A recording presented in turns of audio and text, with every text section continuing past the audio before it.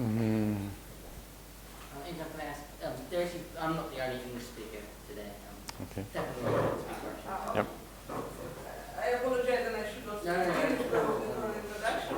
So I will read one more time. So we have today Anton Zorich from the Institute of Mechanical Physio in Paris, France, as a speaker, and he will speak on Lyapunov exponents. Particular families of for particular flat bundles.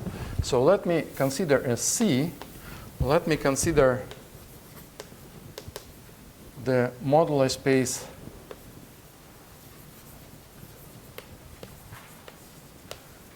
of curves, of elliptic curves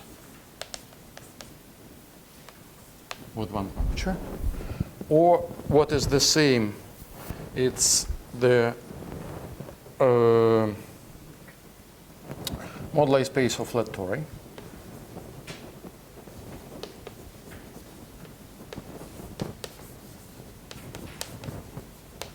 Or what is the same is the modular space of lattices.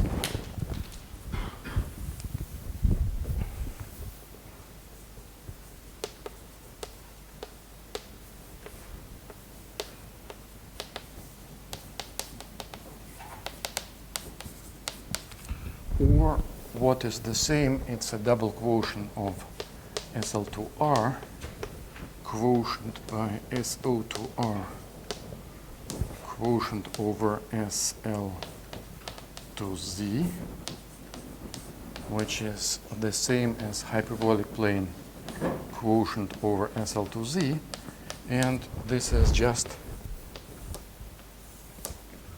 a modular curve. So this is a picture of the fundamental domain, and sort of more geometric and more realistic picture is something like this. You have to identify this side to that side, and we have to identify this part, this half arc to this half arc. And then you get something like this. Okay, so this is the curve. Now the flat bundle.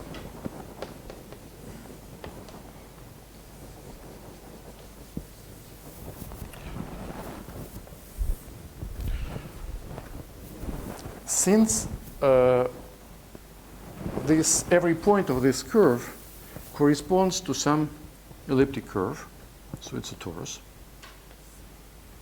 If you prefer description with flat tori, this point represents a flat torus like this. We can consider as a fiber the first cohomology of the corresponding torus. So let me denote this point by X with complex coefficients. Then locally, I can choose a basis of cycles of the torus, and when I deform the complex structure locally in a small neighborhood, in a small domain, which is simply connected, nothing happens with the basis of cycles. I can extend it to any neighbor torus. So we have a canonical way to identify the fibers.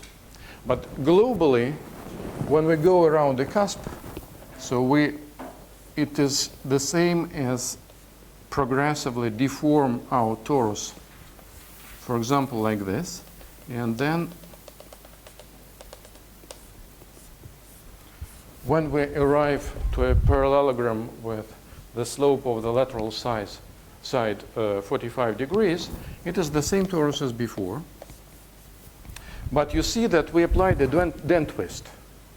So globally, when we consider a fiber which is cohomology, when we come back, the fiber gets twisted, and the monodromy matrix is 1, 1, 0, 1. So it perfectly satisfies this condition, and even better, all eigenvalues are equal to 1. Not only by absolute value, they're just equal to 1. So what I want to say is that this kind of flat bundles often appear exactly in this situation. You have a one-parameter family of complex manifolds. And as a vector bundle, you consider their cohomology. You get a natural, in the same way as here, you get a natural flat connection, which is called Gauss-Manin connection. And these kind of bundles are, well, the property of this kind of bundles is this non-expanding cusp monodromy property. So since I'm speaking at the seminar on algebraic geometry, I have to pronounce for the first time in my life the word relative dualizing sheaf. And pronouncing it for me is like losing virginity, you know. I was struggling for years. By the way, what I forgot to mention is that inside, so we have the fiber is isomorphic to C2. And we have a one-dimensional holomorphic subbundle in this flat bundle.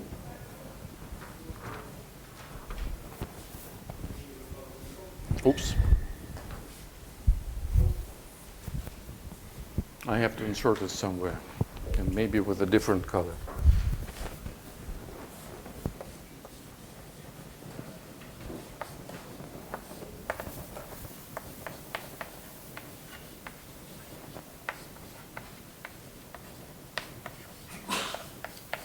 Instead of considering the entire cohomology group, I can consider H10. And this is the fiber over a point. When I deform complex structure, this line, H10 for an elliptic curve, it's just one-dimensional vector space.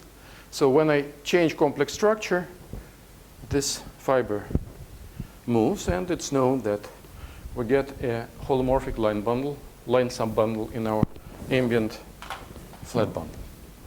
Okay, so this is the first actor of the play. Now we arrive to something where I feel much more fluent, and which I have to explain at the seminar on algebraic geometry. That's Lyapunov exponents.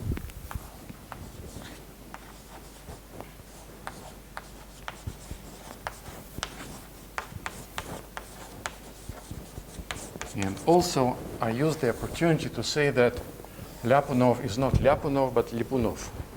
So the accent is different, but everybody in the West pronounces like this. And also, sometimes it's Lyapunov with double F, and French insist on it. And a friend of mine insists on it because he has seen a Xerox copy of a letter of Lyapunov to some French mathematician where he signed, the letter is of course in French, and he signed Lyapunov with double F. So, anyway. Yeah. So, I don't want to define Lyapunov exponents in full generality. That's a very interesting object which definitely merits full consideration, but I want to confine myself to a very, very particular case of this story. So, denote by B the total space of the unit tangent bundle to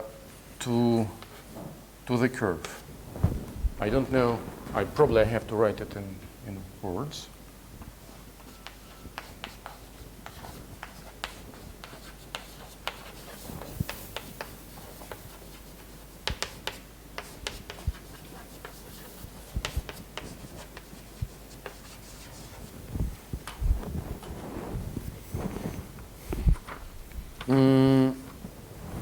We can define unit vectors because our complex curve is endowed with hyperbolic metric, which allows to measure the length of the vector.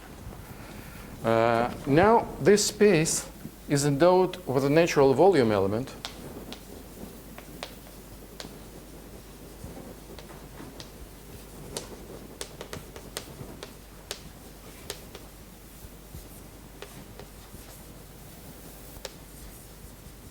Coming from hyperbolic metric plus natural parameter in the circle, which is the fiber of this unit tangent bundle, and with a flow, which is geodesic flow. I remind that any geodesic flow is not defined on the base of the manifold. It's defined on the unit tangent bundle, because when you're on the base, you can send a geodesic in any direction, so trajectories intersects, and trajectories of flow are not supposed to intersect. But when you go upstairs, a point upstairs, a point of this unit tangent bundle is a pair, point of the base plus unit tangent vector, so you launch a geodesic in direction of this tangent vector, and you move inside this unit tangent bundle. With the parameter is the natural parameter, which does not change the length of the vector of velocity. So we get a true flow upstairs. Okay. Now, I apologize, I have to give a couple of nasty definitions. Or probably to justify my definitions, I will tell you right away in words what do I want to define, and then I will formalize these words. So we have a flat bundle of our curve, and of course we can pull back this flat bundle to the space B, to this total space of unit tangent bundle. And there we already have a flow. And we can take a fiber of our vector bundle and start pulling this fiber along the geodesic. Or if you prefer, you can imagine this geodesic living downstairs on the complex curve. So we take our the fiber of our vector bundle and we pull it along the geodesic. Then it is known that almost, so if you take by random a point and direction and you launch geodesic, the geodesic feels perfectly well the surface, where perfectly well can be formalized.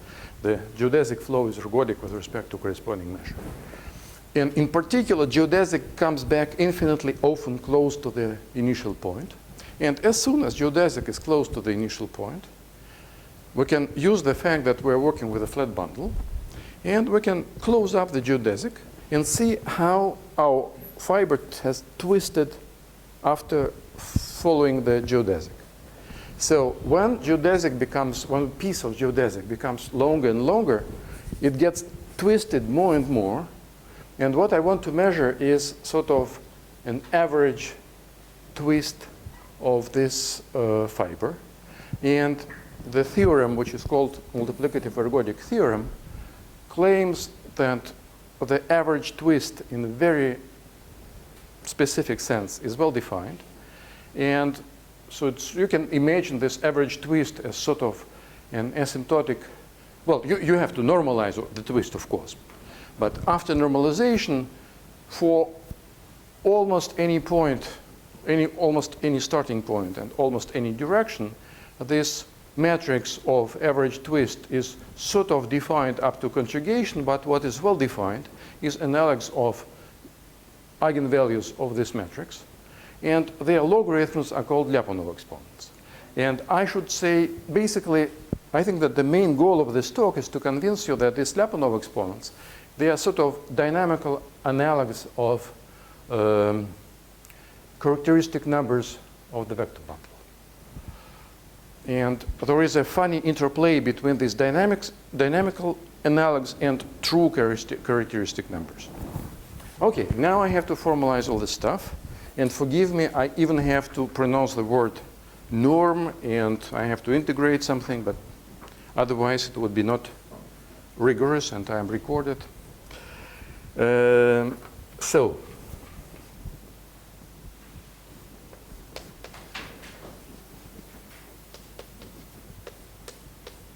did I give the name to my vector bundle? Not yet, so let me call it V.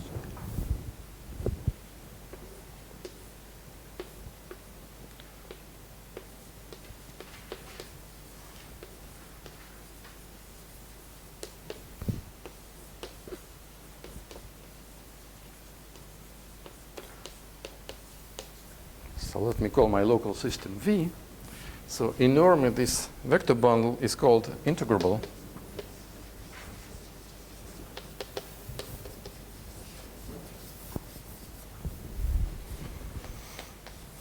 If the following integral converges. So morally, it is integrable if it does not explode. But formally, it's the following.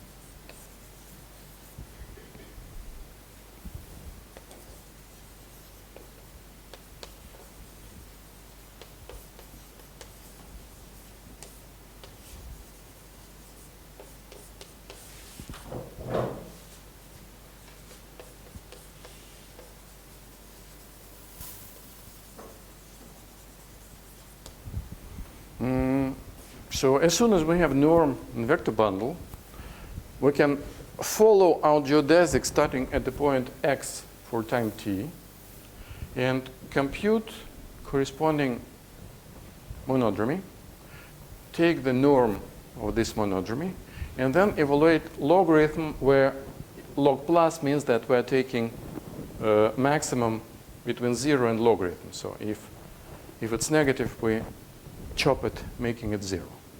Then we take any point.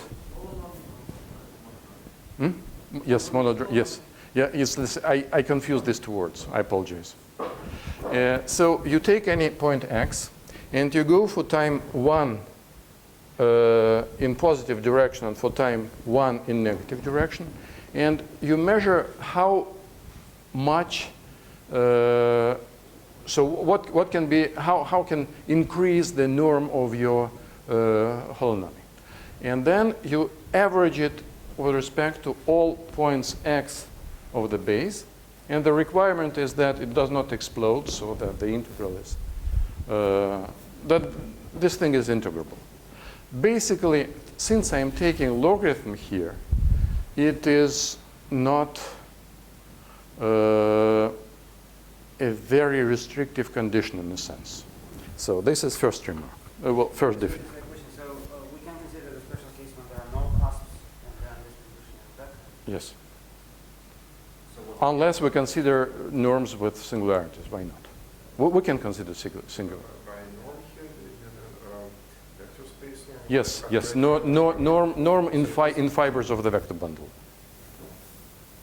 So we have an example which doesn't satisfy that. So what would be a non-example? Natural. Oh, easy. Just break this condition. Yes, but like other things in nature which break other things in nature which break. No, the next thing which I wanted to state is that this condition is sort of equivalent to this requirement for some particular for the norms which I want to present explicitly. Maybe I do not understand the question. Can you repeat? But like you present us with an example which is very concrete and which I imagine is okay. Okay. But is there something which you can also like very naturally construct, but which will not have such a condition? Yes. The norm which, if you have, so the norm which grows or decays too fast, approaching the cusp. Decays. Yes, why not? Oh, yes. It would be bad because you see here we go in backwards and we can go in positive time and in, yeah, I think that even decays would be bad. Yes. Because X is a vector in the fiber, right? And A of x is a point of the base. But then A of x is the vector or not? It's operator. It's operator norm. Operator norm. So the norm is Operator an norm. operator. Yes. And you do require that the norm behaves nicely with respect to the composition of operators. So that any. No, but there is a norm in the vector space and this define. Yes. Okay. Yeah. Take Yeah. this for We are working with finite dimensional vector spaces, so everything is very naive here. Hmm? Yeah, but of course, but now, and that's why I said that unfortunately I have to be a bit dull here with all my justifications. Because first, I prefer to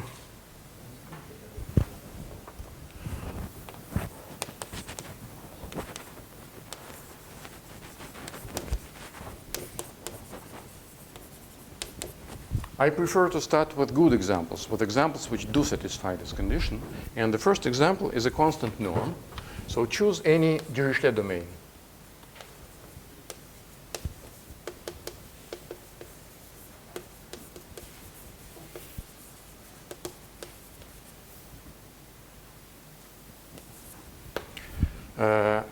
So let me call it D. And consider trivialization. Trivialize.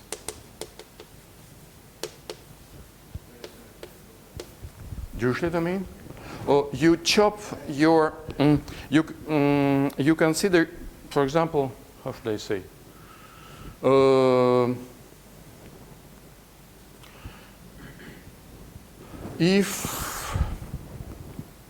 If your Riemann surface is a quotient of hyperbolic plane over a discrete group, then you can choose the fundamental domain of the action of this group. And you can choose the fundamental domain in such a way that the boundary curves are geodesics. This is Dirichlet domain. Basically, the only thing which I use from Dirichlet domain, I don't want to have a fundamental domain such that the boundary is some very nasty curves which winds inside the cusp too much. So geodesic cannot wind too. Geodesic does wind, can wind when going to the cusp, but does not too much. Yeah, sorry, and yeah, no, geodesic goes. I want the geodesic to the boundary of Dirichlet domain to go straight to the cusp, not wind to the cusp. Sorry. I'm speaking about geodesic, which goes infinitely to the cusp. Okay, so let's trivialize V over this Dirichlet domain. And consider a constant norm.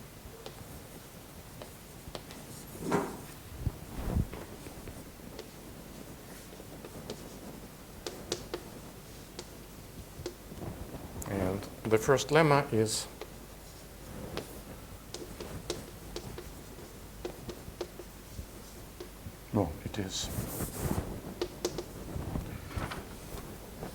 how did I call it? Integral.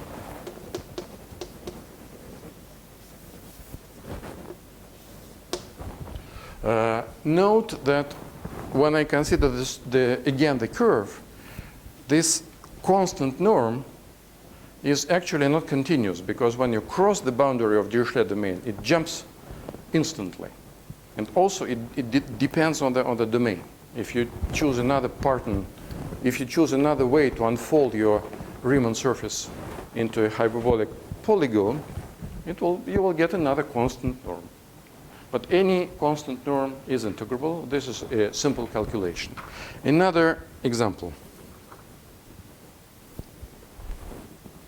And now I have to check, because there is a notion of admissible and acceptable.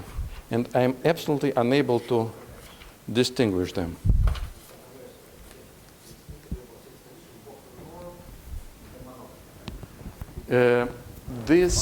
Yes, monodromy is once and forever like this.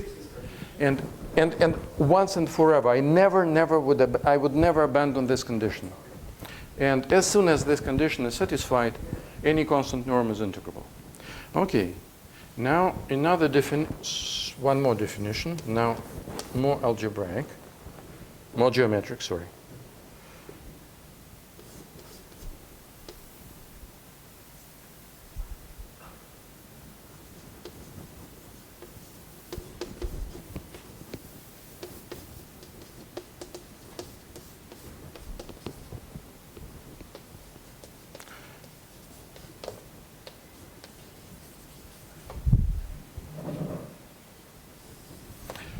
And the author of the definition is Simpson, and I'm happy to say this because they are representative of NIST school here in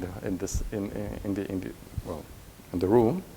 And actually, a lot of technicalities, basically most of technicalities from this story, are reduced to, well, quite difficult theorems of Simpson proved around 90.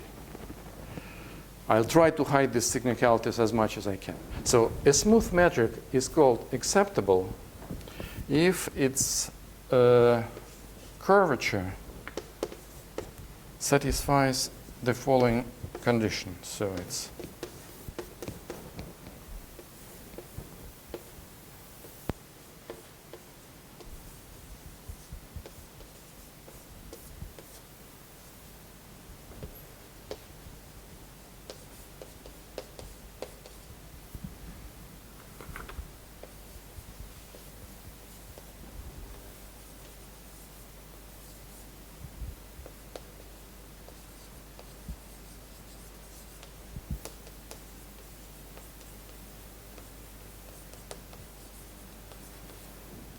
so all the troubles are, of course, near the cusps. And the condition is as following. We take a neighborhood of a cusp, and we consider a natural complex coordinate q in this neighborhood. And we require that the curvature of the smooth metric is bounded by some function, by some LP function, plus the singular term, which is at most like this. So then, if a metric satisfies this condition, so if the curvature does not grow too fast when we approach the cusp, it's called acceptable. And the next lemma is any acceptable metric is also integrable. This is the curvature of the matrix H.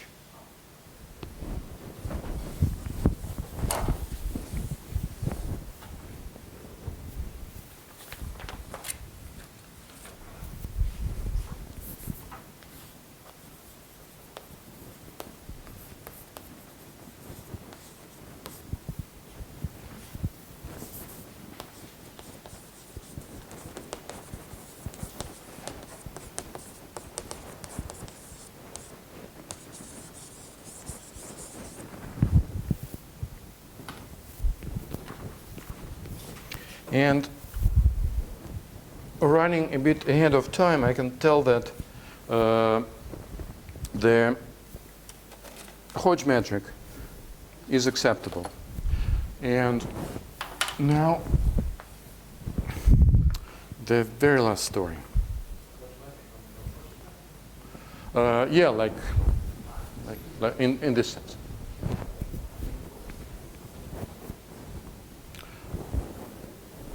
And another lemma of Simpson is that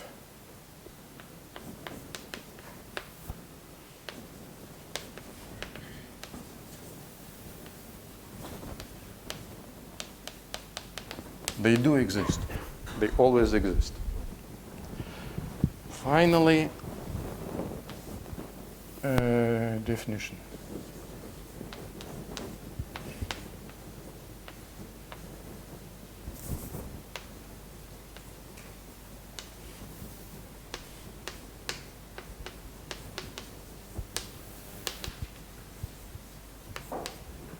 Two norms are called equivalent if the following condition is satisfied.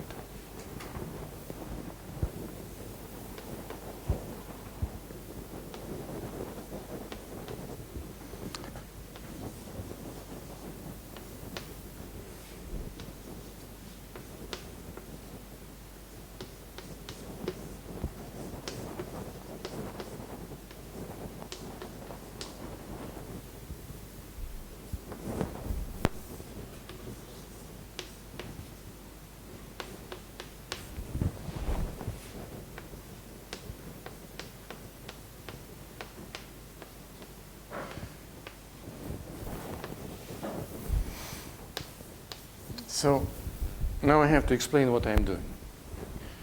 Take any point x of the base, which is our unit tangent bundle. Take any non-zero vector in the fiber of v over point x, and measure the norm of the vector with respect to measure 2 and with respect to measure 1. Take the ratio, take the logarithm, and for every point x, takes the maximum of this expression. Well, I'm also taking absolute value. Take the maximum of this expression with respect to all non-zero vectors.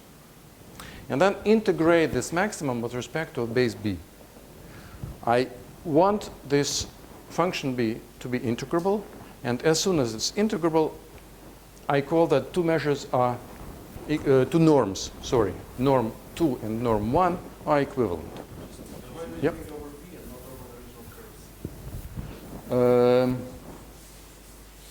Let me see. You're right. It's max. Why is it achieved? Like, why is it sub? Oh, because you can pass to projectivization, right? When you multiply a vector by a number, the norm is multiplied by a It's number. not log plus either. No, this time it's really maximum. No, it's logarithm because I want this relation be symmetric. And that's why, since it's not log plus, it's log, it's symmetric. So if measure 1 is equivalent to measure 2 is equivalent to measure 1 with this definition. And speaking about integral over b, yeah, I think that it was overkill. I think that I can do it. Yeah, I can do it on the curve. Yeah, it's invariant. Yeah, it's invariant. Yeah.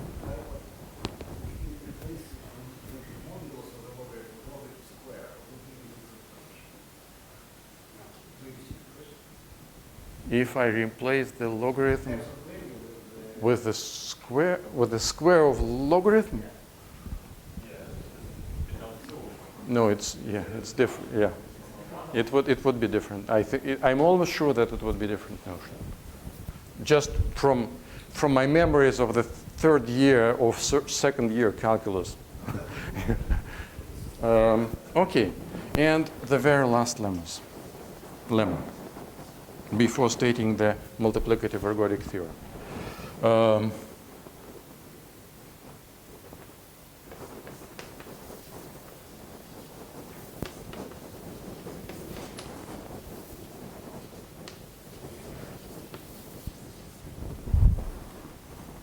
Was accepted.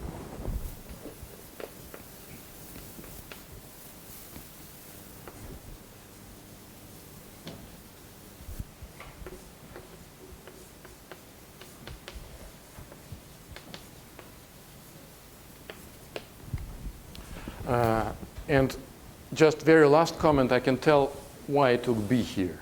Because the notion of equivalent norms is much more general in this particular situation. It works in much more general case, and I sort of stupidly applied the general definition to.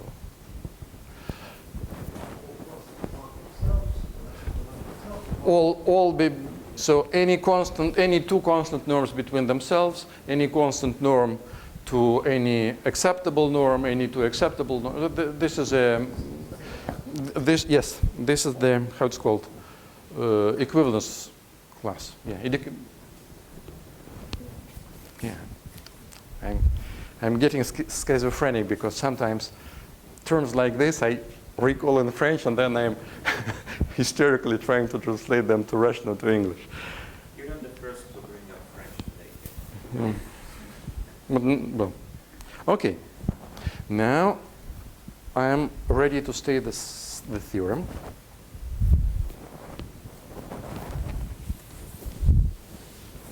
And that would be the last part of the story about Lyapunov exponents, because I'm defining them now.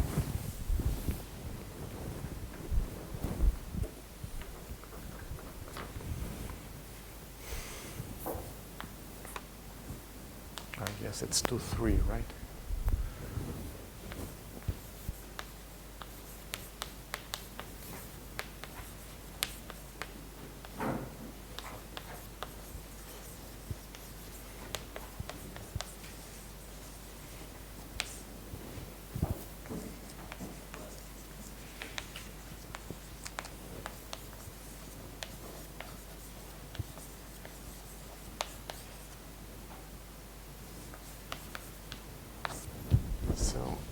multiplicative ergodic theorem, which is a version of Oscillatet's theorem. And again, I'm happy to pronounce this word because if I understand correctly, he is working in this building. Or at least he's working in Moscow. And he proved this theorem when he was probably not even graduate student, but yeah, I think that just student of Sinai. Probably he was at the 4th or 5th year of his studies, I guess. Okay.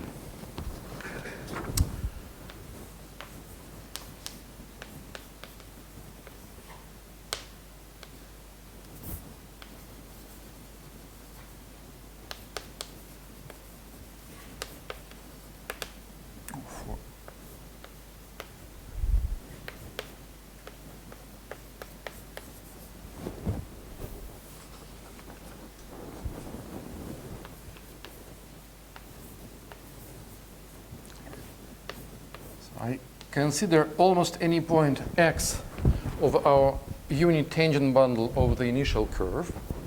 And unfortunately, I cannot control this almost every point. And I consider the fiber over this point. So it admits a filtration.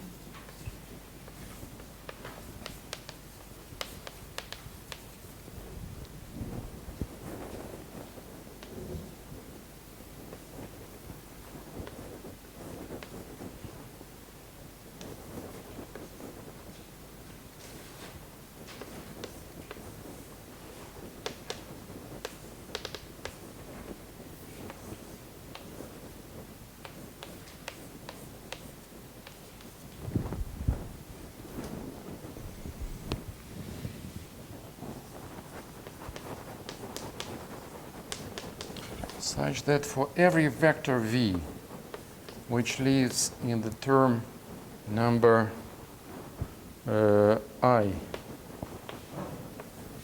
complement to the term number I plus 1,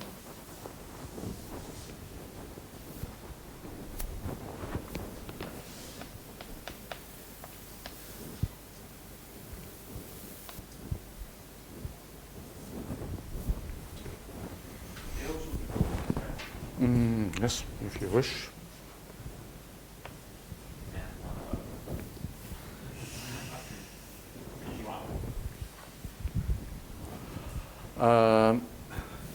So we have the following growth rate.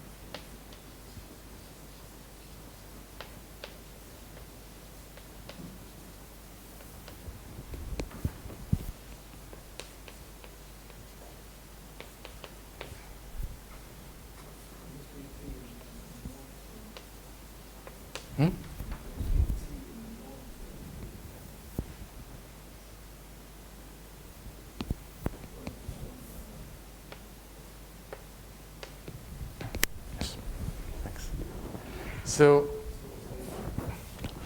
I will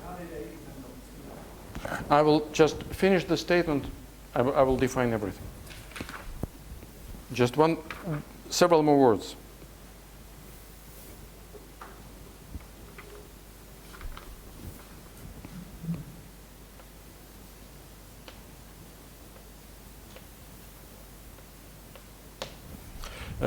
So what is written here? And how can I define it? For example, I think it would be the easiest way. Let's pass to the universal. No, not necessarily. take a point, starting point x, almost any starting point x, and I launch the geodesic.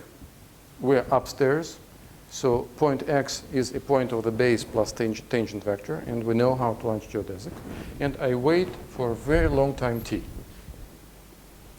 So when I have a vector of a fiber over point x, I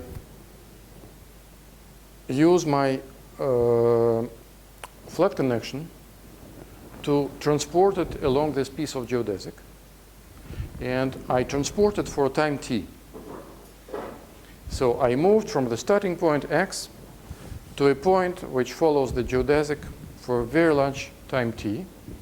And then when I transport this vector v, it is transported to some new vector. So the result is denoted by this symbol. And I measure the norm of the vector which I obtained after the transport. So the claim is that it grows exponentially. So I'm taking the logarithm of this norm. I normalize it by time t, and I pass to a limit. And here are the statements. First, for any vector, for any non-zero vector, this limit exists. As soon as I choose an appropriate almost any point x, after that, everything goes fine. For any vector, for any non-zero vector, the limit exists. The limit, well, it doesn't tend. It is equal to some number, which depends only where in this filtration finds himself a vector. The numbers themselves do not depend on the point. They're constants. And I forgot to tell that dimensions of the subspaces in this filtration are also constant. They do not vary from one point to another. So these guys are called Lyapunov exponents. And the very last remark is that sorry? Filtration is what? Oh yeah. And I should say that this is the point where this theorem is, in a sense, as far as possible from geometry, because usually the way these guys vary when you vary the point is completely awful. It's just measurable. It's a disaster. In general setting of multiplicative ergodic theorem. I want to add one more nice property, however, that equivalent norms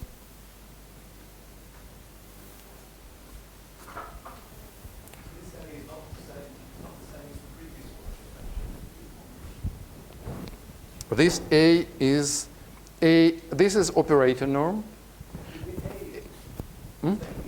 A is the same. Yes.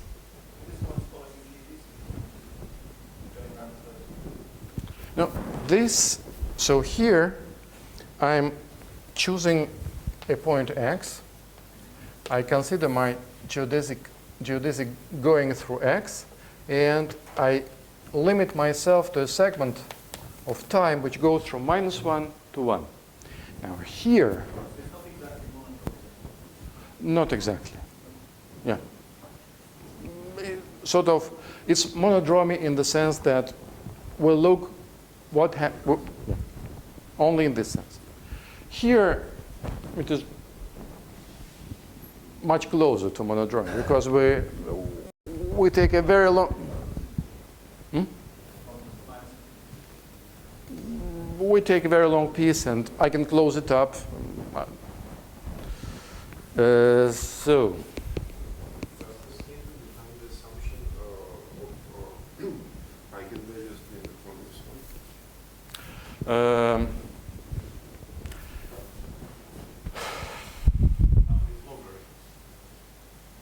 Yeah, I forgot to tell that, yes, so part of the statement is that let be an integrable norm.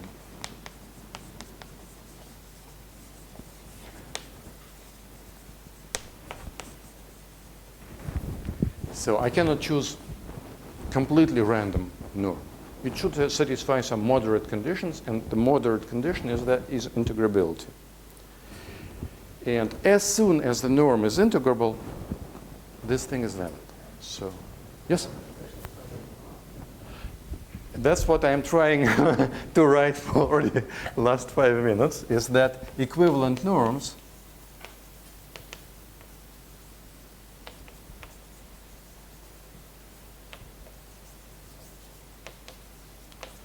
define the same Lyapunov spectrum.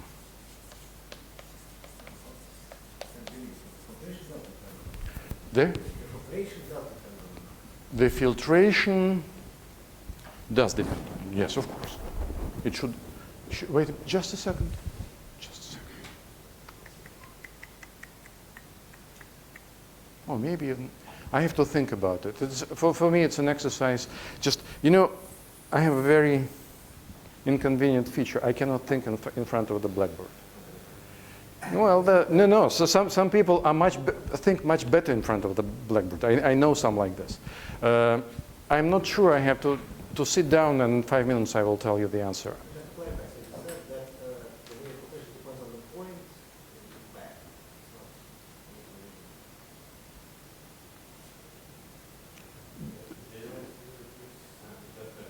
Yes, but maybe I suspect that filtration does not depend on the norm, surprisingly, because so what is the problem? Is that in one norm you have you travel a long time in the region when this ratio is large, but the mobility of the size of the measure of that actor that short time here is small. So more or less you almost always travel the domain when the ratio is found. And this thing is anyway defined. Yeah, so I should say almost never and so on.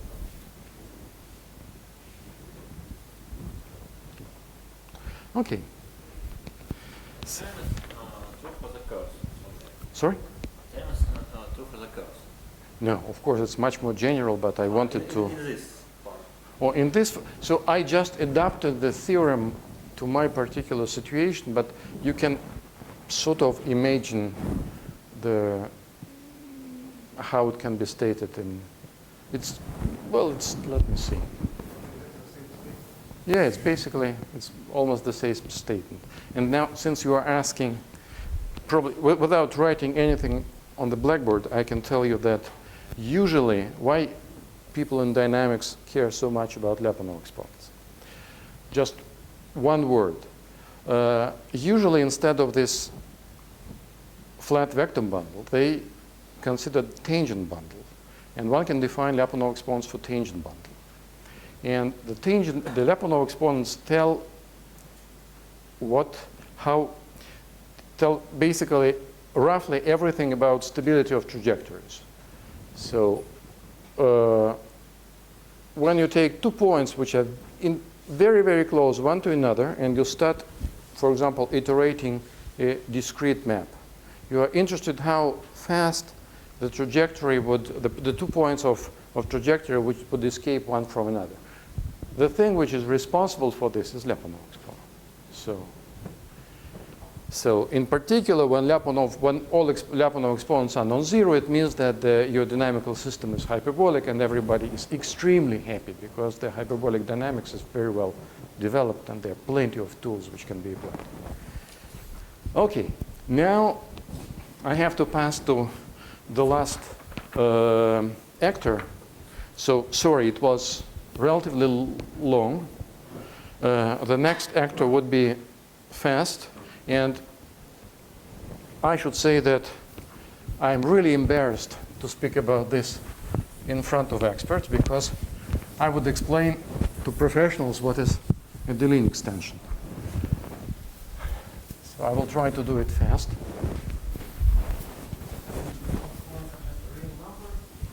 Yes, they're real numbers. Just real numbers. Negative, positive, whatever, yeah. So some vectors are contracting, other are expanding, yes. And probably one more word why I'm erasing the blackboard. So I already just mentioned that people in dynamics are eager to learn any information about Lyapunov exponents. To compute them in general situation, just forget about it. No way. This is something completely transcendental. And there are papers where the very sophisticated combinatorial estimates trying to prove that some Lyapunov exponent is strictly positive, for example, or things like this. They're very, very difficult to treat because, well, the definition is sort of nasty. Okay. I will keep it for a while. I can erase this.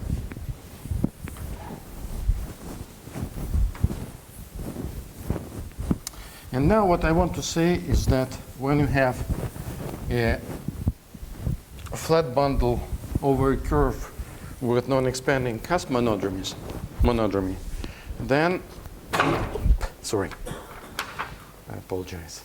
Then there is a natural way to construct holomorphic subbundles inside.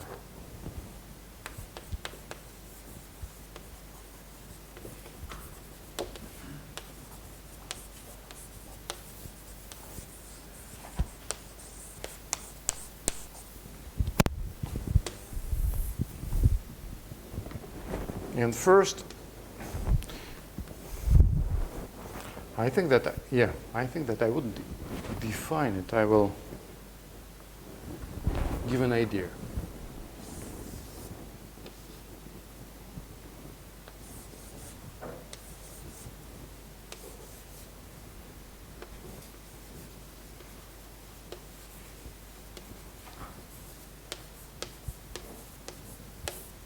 We have already seen an example where we have a flat bundle of rank 2 and monodromy. So now I'm restricting the vector bundle to a punctured disk, and monodromy, when we go around this puncture, is 1, 1, 0, 1. So I want to construct a holomorphic vector bundle. It is sufficient to tell what are their holomorphic sections. And I'm going to just construct by hand holomorphic sections which would define the corresponding holomorphic structure in the vector bundle. One section is very naive. It is just the vector which is invariant under monodromy. And another section is slightly less naive. So when we take the other vector and we go around this circle, it comes back twisted, right? So what I can do is the following. I take this vector. So I'm taking, I mentioned the constant vector. I will take this vector, and when I will move around the circle, I will progressively twist it to the opposite side. So I will compensate proportionally going around the circle so that when I come back, it comes back to itself. Why not? And I will declare that this would be the second holomorphic section, and that the holomorphic structure, holomorphic bundle, is spanned as linear combination, that all other holomorphic sections are linear combinations of these two with coefficients which are holomorphic functions of the base. So, and this story can be formalized. I can write a formula for much more general situation where for any non-expanding cusp monodromy, and the statement is that there is a canonical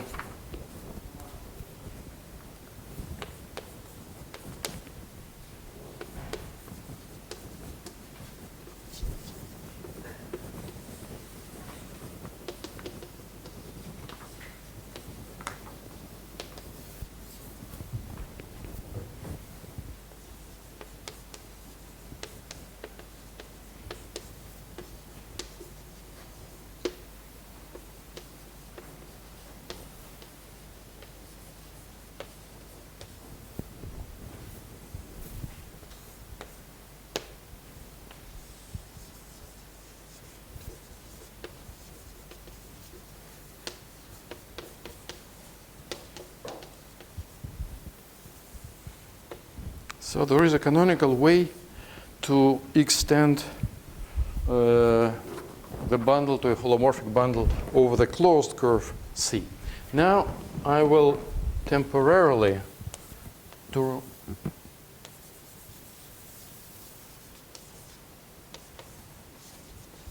assume that all eigenvalues of cusp monodromies are equal to 1.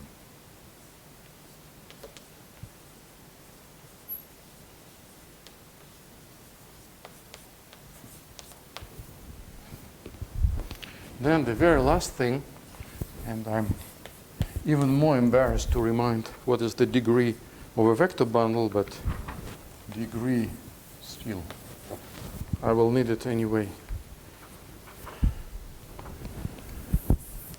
to generalize slightly in a second.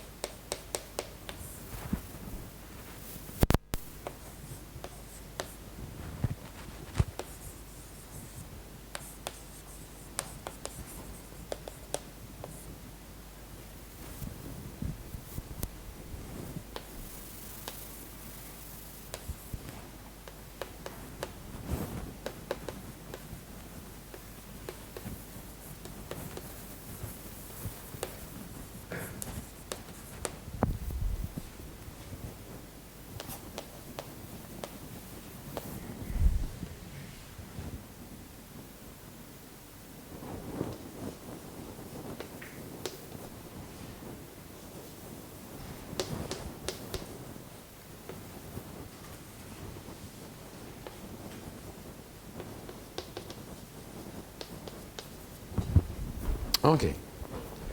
And now, finally, can formulate the main theorem.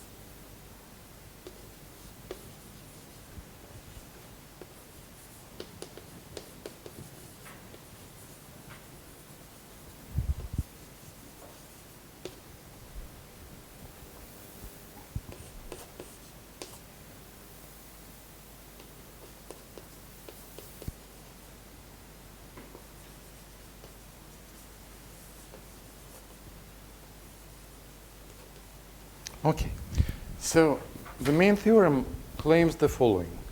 Recall that I ordered the Lyapunov exponents in such a way that the first one is greater than the second one and so on. Probably, well, here I do not assume that they are all simple. So if this is a complete flag, then they are all simple. If the flag is incomplete, then they might have multiplicities, and I can write, well, there would be several equalities, then strict inequality, then several equalities, and so on. So here I assume the ordering with non-strict inequalities. And the claim is that if you can, so now we have as many Lyapunov exponents as the dimension, as the rank of the ambient flat vector bundle. And the claim is as follows. If I take a holomorphic sum bundle of rank K, which is any intermediate rank, I take the sum of the top K Lyapunov exponents of the flat bundle, which were defined by multiplicative ergodic theorem on the blackboard to the right.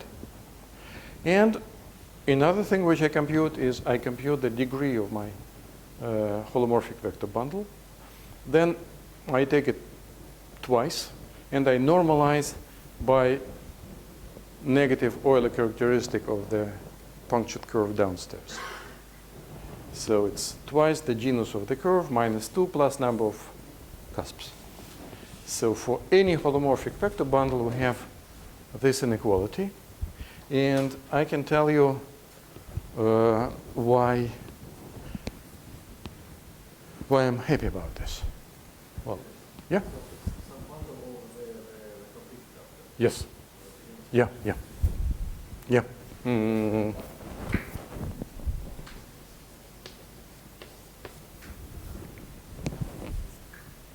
So I'm happy because I already confessed that there is no way to compute Lyapunov exponents. We were already extremely happy once when, in some particular case, namely for Teichmuller curves, or for also with a lot of analytic work for the moduli space of abelian differentials, we managed to compute some, not partial sum of Lyapunov exponents, but certain sum of all positive Lyapunov exponents. And the formula was, well, and the formula was suggested by Maxim Kontsevich 20 years ago. But there was, during these 20 years, there was not a slightest hint how to compute individual Lyapunov exponents except numerically using computer simulations. And then, well, Fei Yu came and pronounced a conjecture that, yeah, consider any partial sum. It should be bounded from below, but by normalized degree of any holomorphic subbundle.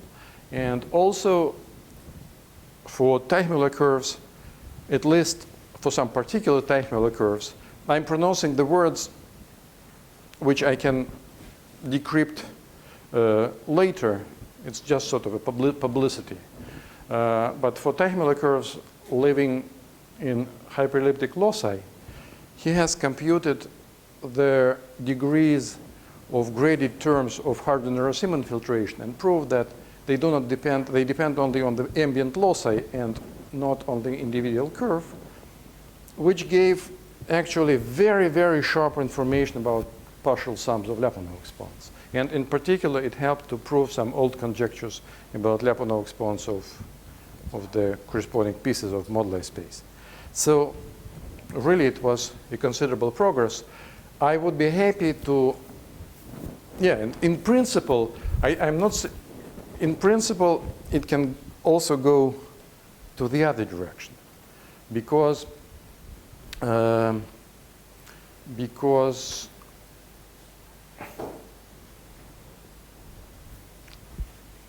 we know how to compute Lyapunov exponents experimentally, and who knows, it might be helpful to get some information about geometry, at least experimental information about geometry of some families of the Hodge bundle of some families of manifolds.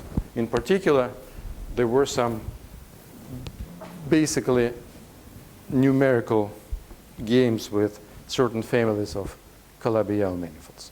So I arrived to make the statement of my main theorem, and I think that, well, as usual, I'm late, but at least the main theorem is on the blackboard. But I think that it is definitely natural to make a break and to let people who are already tired. It's Friday evening. Well, people have families.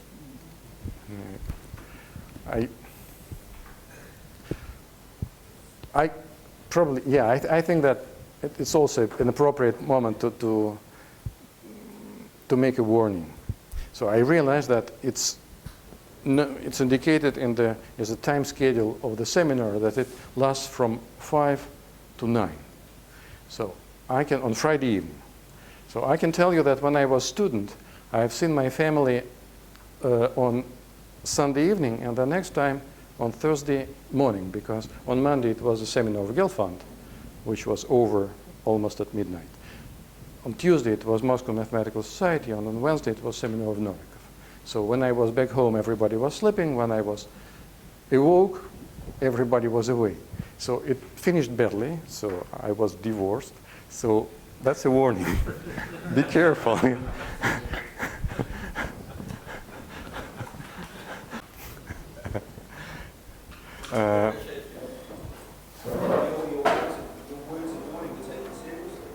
Say it again? Your words of warning were taken seriously. About divorcement rates and those. Divorce rates, you were concerned about. No, about you, not about me, because my family is on vacation far away in Brittany, so. Yeah. Well, some people took it seriously, fortunately. So now, for those who are the most resistant, I have an alternative. So I prepared an idea, a schematic proof of the main statement. This is one possibility. I can skip it completely and pass right away to explain how this theorem can be used in dynamics to technology geodesic flow, basically. So I can skip first, second, both, and also I can start in any order. So please guide me. Let's sketch the proof. Sketch the proof? Okay.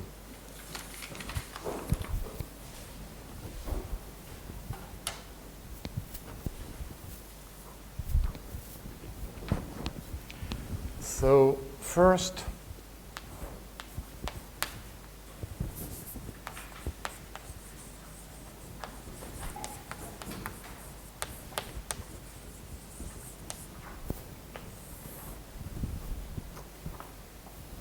for simplicity, I will stay in this extra assumption.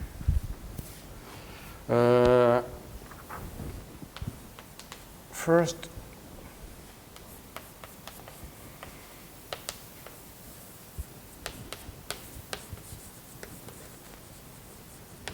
let me pass to an equivalent statement, making a collection of elementary observations.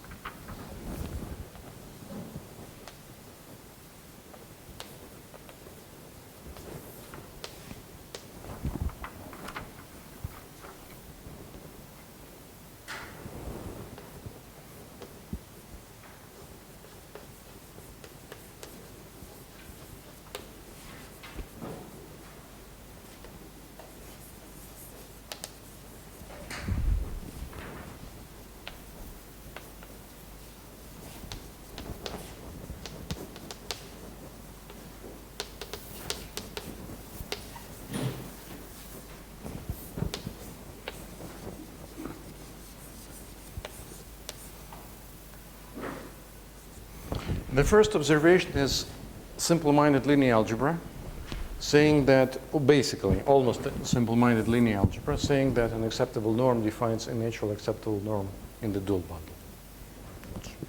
When you have a norm in one bundle, you have natural norm in the dual bundle.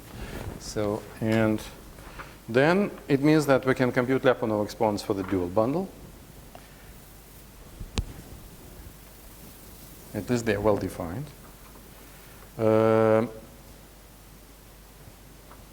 second observation is that the Lyapunov spectrum in our problem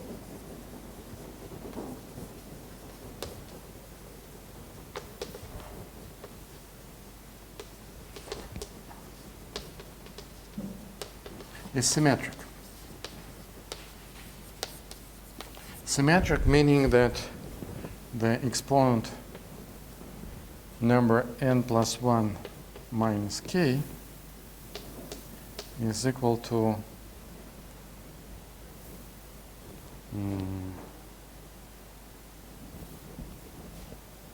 minus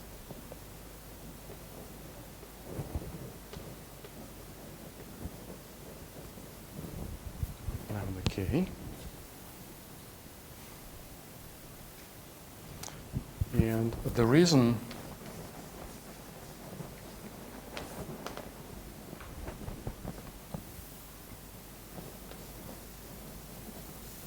is that changing the direction of time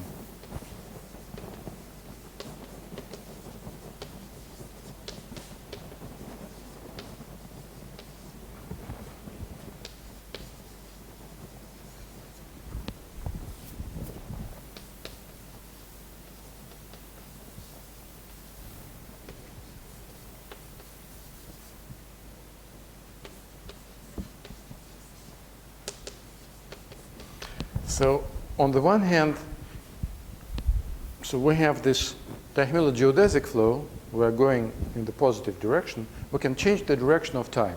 So if we have a vector like this, we all of a sudden will start going down, well, backwards along the geodesic.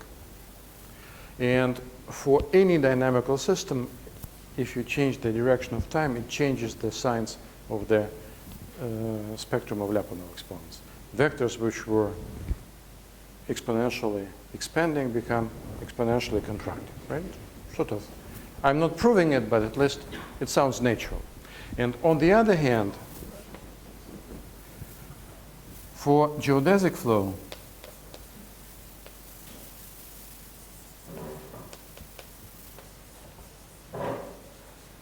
positive and negative times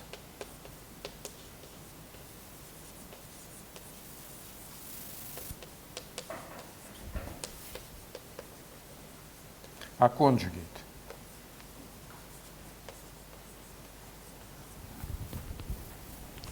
Meaning that there is no difference between positive and negative time. It's the same dynamical system. So matching together these two remarks, one can obtain this. Now, the next. Now I can erase multiplicative ergodic theorem.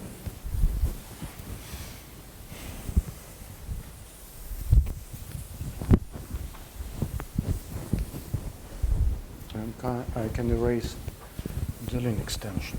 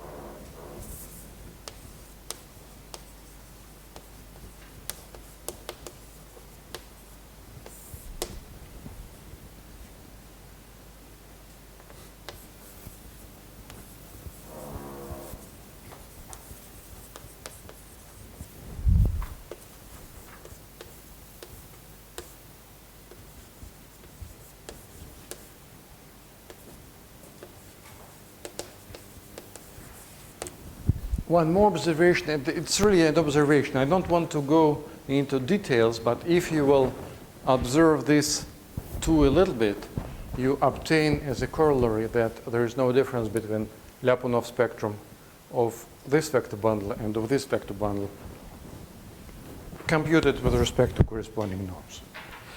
So, and this means that the equivalent statement is exactly the same inequality where these Lyapunov exponents are now interpreted as Lyapunov exponents of the dual bundle. It's the same statement. And finally, one more.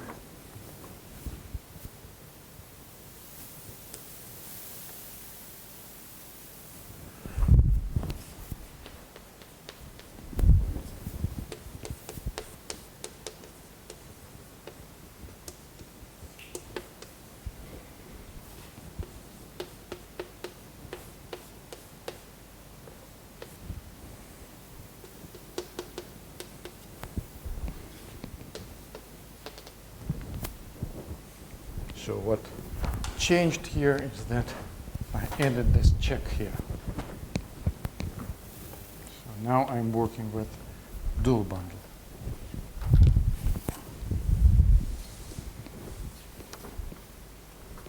And the last observation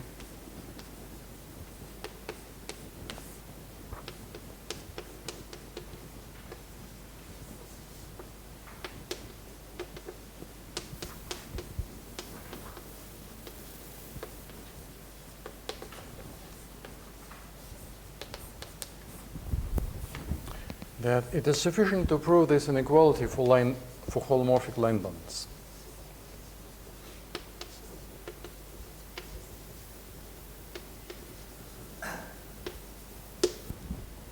Indeed.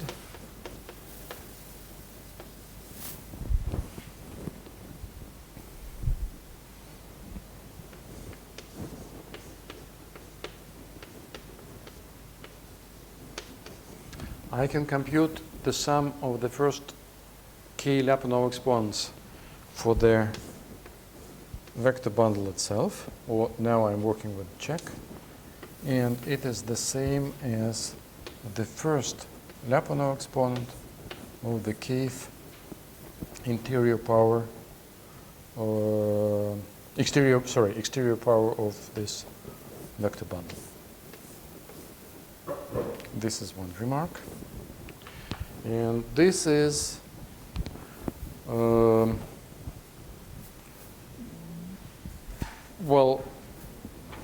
again, this is as basically everything here. That's linear algebra, because morally Lyapunov exponents are logarithms of eigenvalues.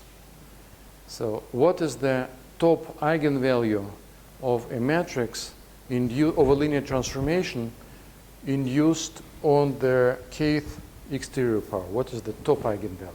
It's the product of top k eigenvalues, right? When you pass to logarithms, you get sum. So it's not the statement is not basically it's almost the proof. And also the degree of E is equal to degree of kth exterior power, where I recall that k was rank of E.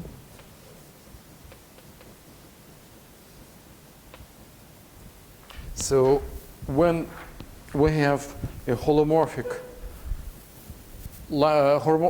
subbundle of rank k, we can pass to its kth exterior power, we get a holomorphic line bundle over the closed curve C bar. Degree didn't change, so the right-hand side didn't change. And here we also pass to the kth exterior power of this flat bundle, which is also a flat bundle. And it's sufficient to prove this inequality for k equal to 1. So from now on, I will assume that my holomorphic bundle is just a line bundle.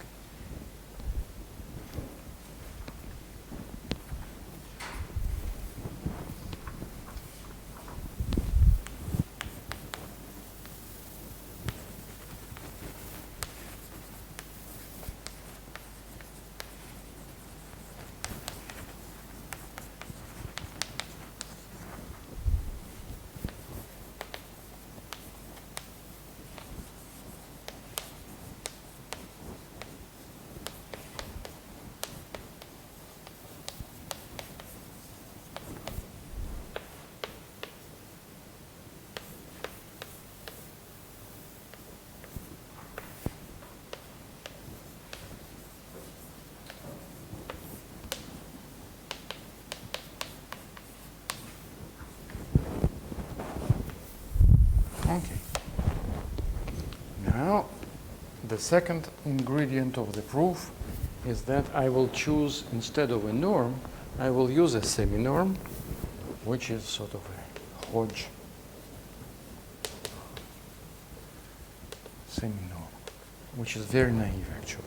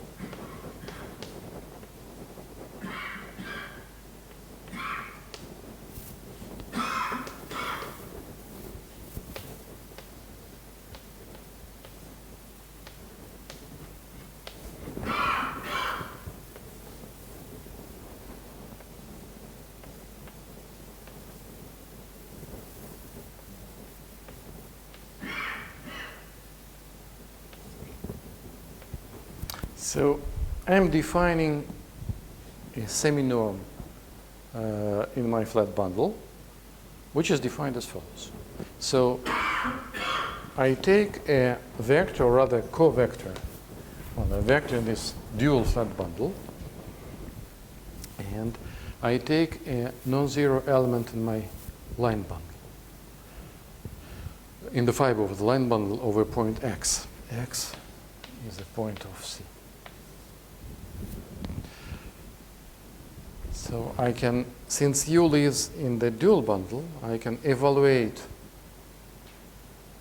omega on U. I get a complex number. I take absolute value. And I normalize by the admissible norm of the element W, of element omega, which we have chosen in the line bundle. So the remark is that first, this thing does not depend on the choice of omega, right? It's homogeneous, yeah.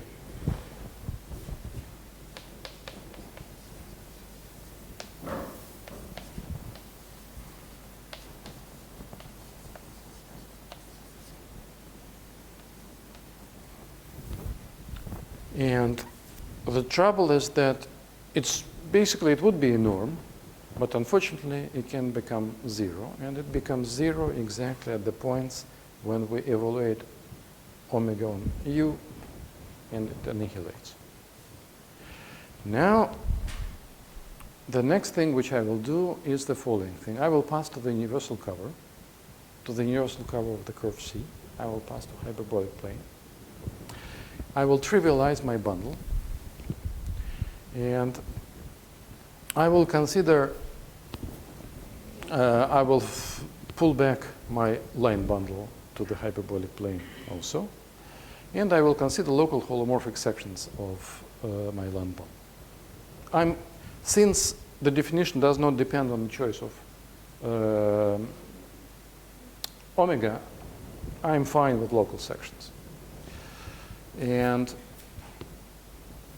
then I will consider a constant vector all over the, so U will become just a constant vector all over hyperbolic plane. And so it's just one and the same vector. And I have this line bundle, which when I move along hyperbolic plane, turns somehow. And from time to time, it happens that I get zero here, so I get some points in the hyperbolic plane where I get zero. So let me define the bed locus. So bed locus.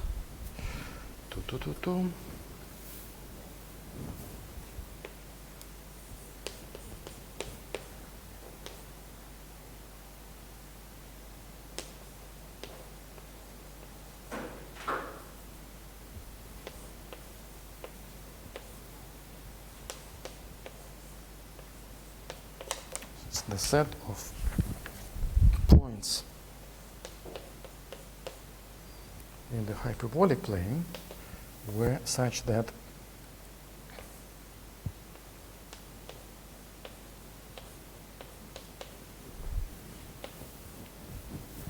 I get zero here.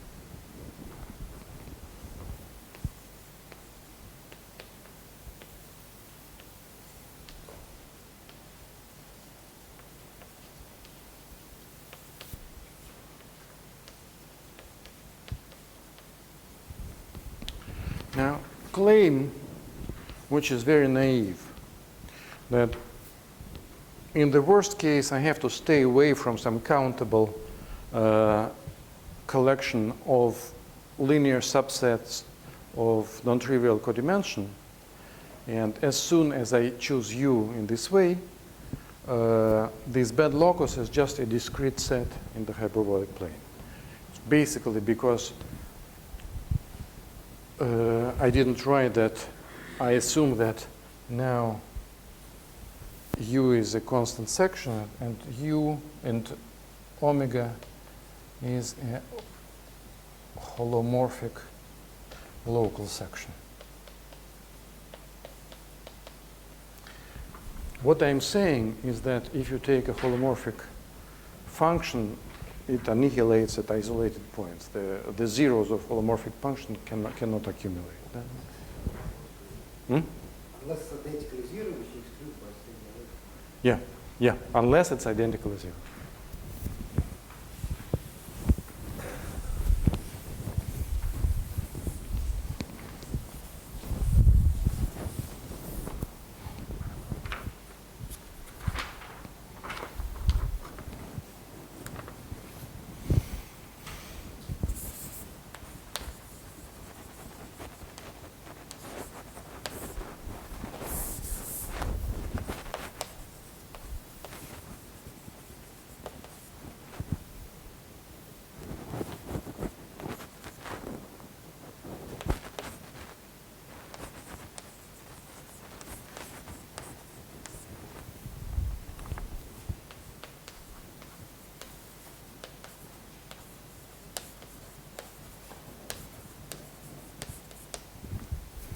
And I use the opportunity to ask a question, which is completely, for which I don't have the slightest idea how to even approach this question. The question is as follows. So consider this construction in any setting which you like. What can be said about the density of the points in this subset? So we have a discrete subset in the hyperbolic plane. One consider a model of hyperbolic disk of radius 1, and consider expanding hyperbolic disks when radius becomes larger and larger. So we're covering larger and larger part of hyperbolic plane. And then compute the number of points of the band locus which get inside this disk and normalize by the area of the disk. So what is whether the limiting asymptotic ratio can be estimated or computed in some way. If anything can be said about this question, then this inequality can be improved. Because I arrived now to what will happen next. One more stupid observation.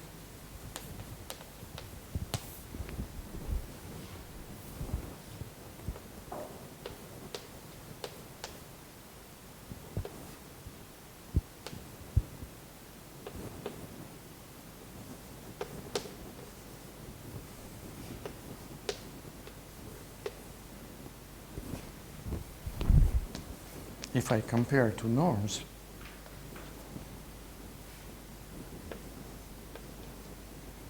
then I get this inequality just because this is less than.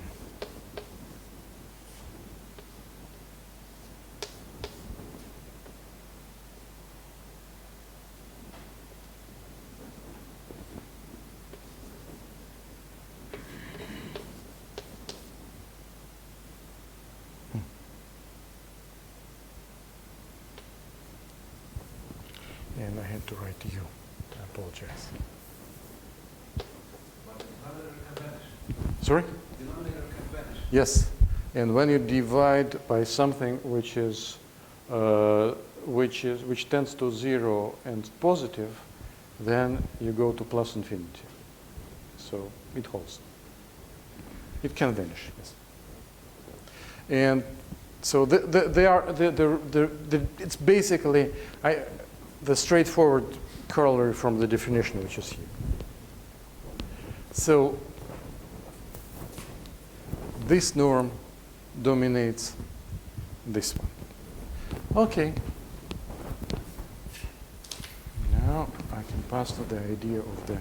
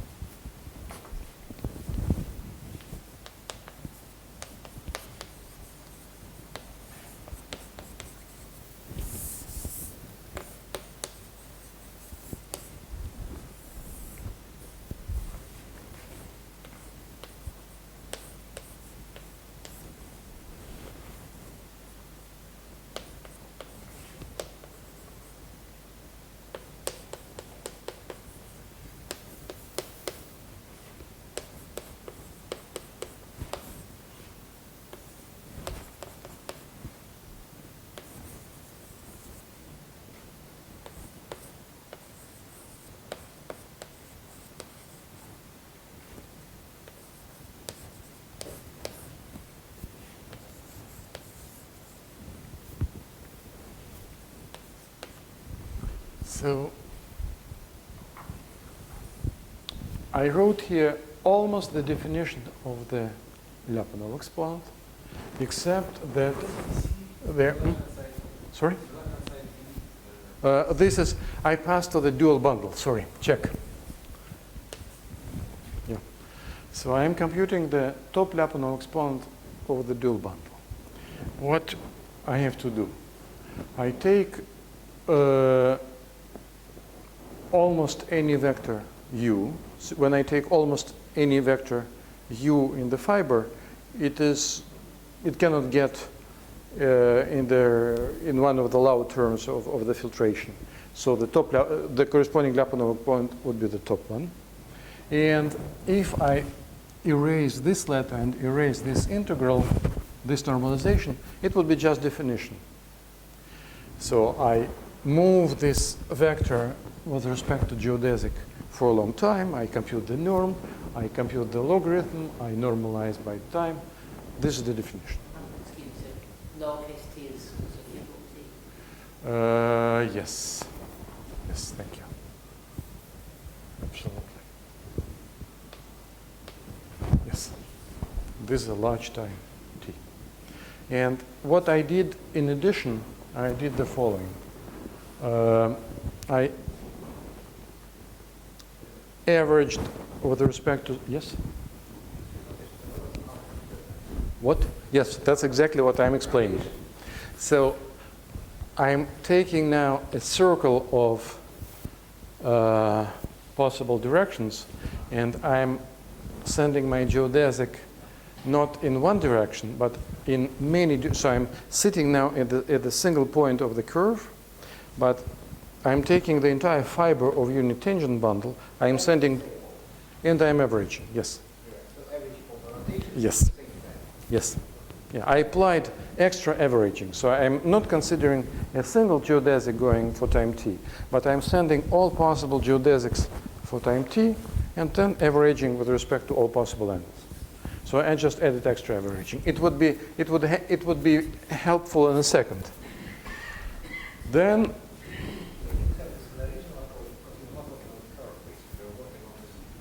yes. So and this was so it would appear in a second. But you are absolutely right. So probably I have to say it in words at the beginning.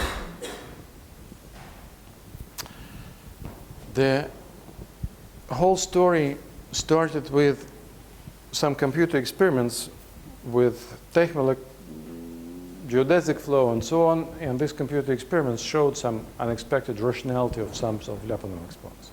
And rational numbers don't appear accidentally. There should be an explanation. And Kontsevich found an explanation. He managed to, well, in a very similar situation, he managed to reduce integration of this unit tangent bundle to integration of the curve, because when we defined Lyapunov exponents, one can use one. We have seen that one can use one norm, another norm. There is enormous amount of equivalent norms, and you can choose the norm which would be the most convenient. And he was working with the true Hodge with the Hodge bundle and with the Hodge norm, with families of curves, with first cohomology of curves, and he suggested to take Hodge norm, and he made the following. He observed the following thing: take any vector of your flat bundle, and take a small circle around the initial point. Bring this vector to any point of this small circle. Or, I said small circle, not necessarily any circle. But better imagine small, an infinitesimal circle. So measure how the vector, measure the growth of the norm of your vector using the Hodge norm. Not arbitrary norm, the Hodge norm. Some distinguished, very special norm of geometric origin. He observed that if you average the growth of the norm, what you got from the growth of the norm, if you average it with respect to the circle, then the result does not depend on the vector. It's one and the same for all vectors. This is first observation, which basically, as soon as it's pronounced and as soon as the Hodge norm is written in a nice form, it becomes obvious. The second observation is that so we're measuring how we bring our vector to a circle, we average with respect to the circle, and we're sort of looking at the growth rate. You apply green formula and you immediately replace the average of the circle with respect to of derivative by Laplacian, by the integral of Laplacian over the disk. And integral of Laplacian applied to the log of Hodge norm over the disk, that's already curvature. That's it. So basically, that was the idea. So to formulate the idea was not to use any norm for which you cannot go downstairs. You have to work in this unit tangent bundle, but to use Hodge norm and some slight extra averaging, which allows you to get downstairs to your space, to your curve, which simplifies the life enormously. And then recognize in this extra averaging an opportunity to apply Green's formula and to pass to Laplacian of hyperbolic metric and recognize just in the expression which you have, recognize that you have the curvature of your metric. And here it's basically the same, and I think that, so the first observation is that now I can put here all the same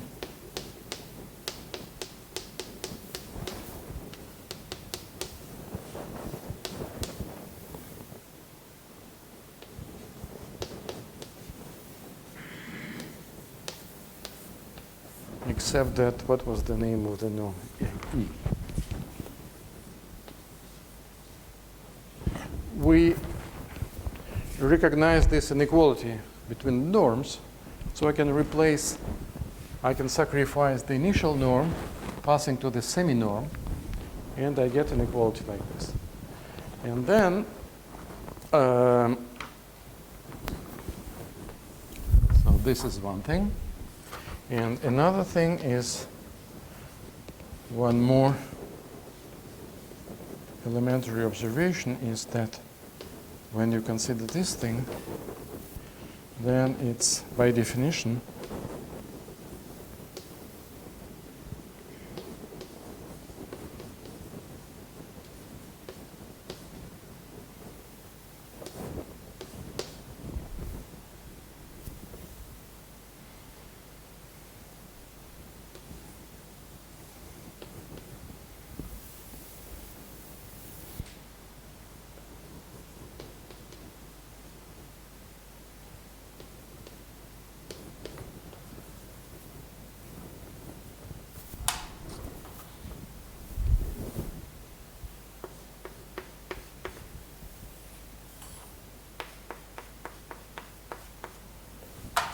so this is the definition of our semi-norm.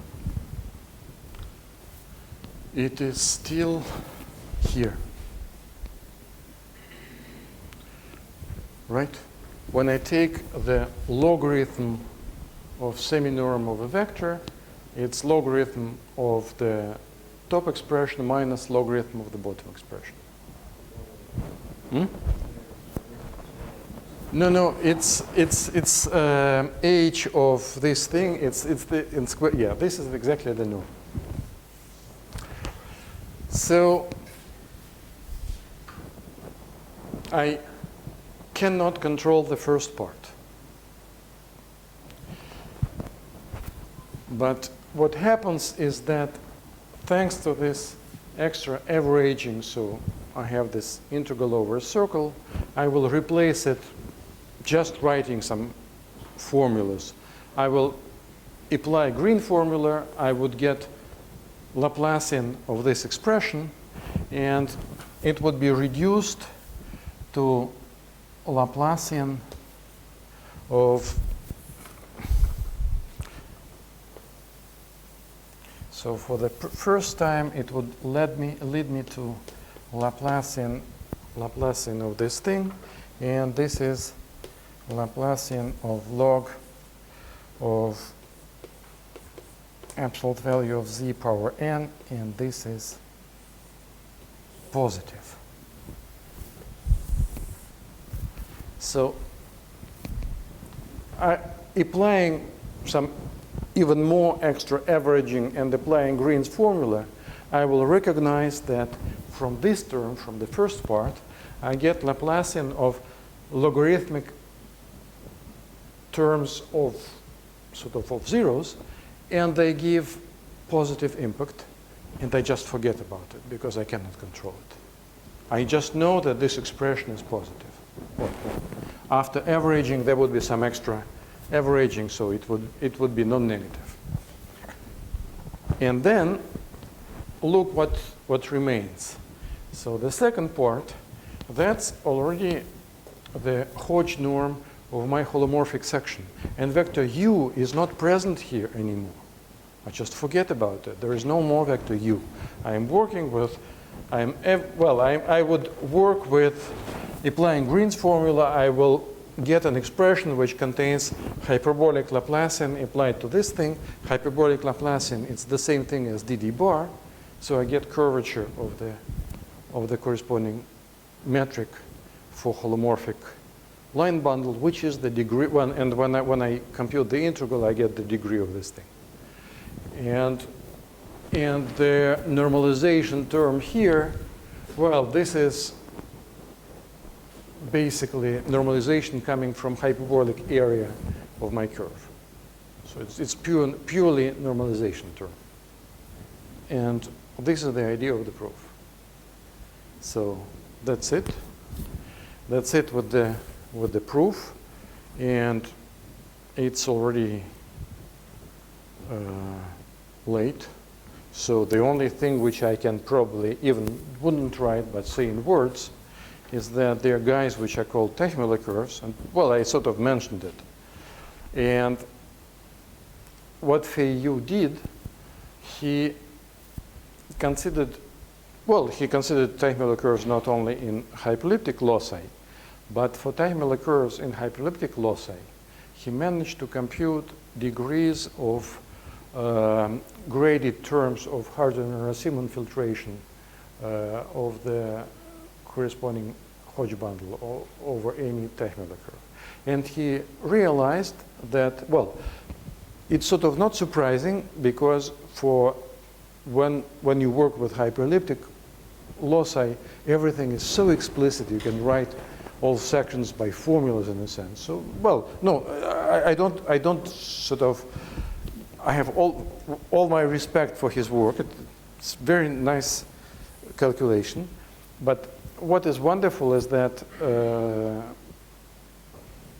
he computed something which can be used for the right-hand side of this formula. And he observed that this, for Harder-Narasimhan filtration, for graded terms corresponding to Harder-Narasimhan filtration, degrees do not depend on the Teichmuller curve.